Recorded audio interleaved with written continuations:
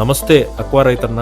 వర్షాకాలం వచ్చిందంటే మన అక్వా రైతులందరికీ ఒకే టెన్షన్, వర్షం ఎప్పుడు ఏ ట్విస్ట్ ఇస్తుందో అని. కానీ నిజం చెప్పాలంటే రొయ్యలకు నష్టం వర్షం వల్ల కాదు, వర్షం తర్వాత మనం చేసే తప్పుల వల్లే వస్తుంది. మొదటి తప్పు, వర్షం పడిందని పాండ్ చెక్ చేయకపోవడం. పీహెచ్, డిఓ, సెలినిటీ లెవెల్లు గంటల్లోనే మారిపోతాయి. రెండో తప్పు, ఫీడ్ అదే మోతాదులో వేయడం. వర్షంలో రొయ్యల ఆకలి తగ్గుతుంది, ఫీడ్ ఎక్కువైతే వాటర్ క్వాలిటీ డౌన్. మూడో తప్పు, ఏరేటర్స్ ను ఆలస్యంగా ఆన్ చేయడం. డిఓ పడిపోయాక ఏరేటర్ ఆన్ చేస్తే లాభం తక్కువ, ముందుగానే రన్ చేయాలి. నాలుగో తప్పు, మినరల్స్, ప్రోబయాటిక్స్ ను ఇగ్నోర్ చేయడం. వర్షాకాలంలో పాండ్ స్టెబిలిటీకి ఇవి చాలా కీలకం. ఐదో తప్పు, వెదర్ ఫోర్కాస్ట్ చూడకపోవడం. 2026 లో కూడా మనం ఫోర్కాస్ట్ చూడకుండా క్రాప్ రన్ చేయడం అంటే గూగుల్ మ్యాప్ లేకుండా అన్నోన్ రూట్ లో ప్రయాణం చేసినట్టే. కాబట్టి రైతన్న, రైనీ సీజన్ లో సక్సెస్ కావాలంటే simple formula: check water, manage feed, run aerators, follow forecast. గుర్తుపెట్టుకో, వర్షం వల్ల నష్టం కాదు, వర్షం తర్వాత మనం లేట్ రెస్పాన్స్ వల్లే అసలైన నష్టం జరుగుతుంది.